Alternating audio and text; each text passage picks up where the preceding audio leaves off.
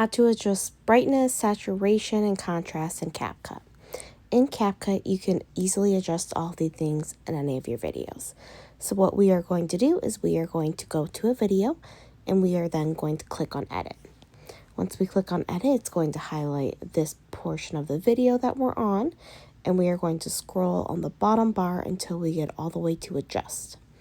Once we are at adjust, we can scroll and we can adjust brightness to higher or dimmer, contrast into higher or dimmer, and saturation into higher or dimmer. And once you have whatever you'd like, you can even click apply all.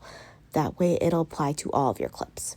You'll click on the check mark, and that is how you adjust the brightness, dimness, concentration, and saturation in CapCut.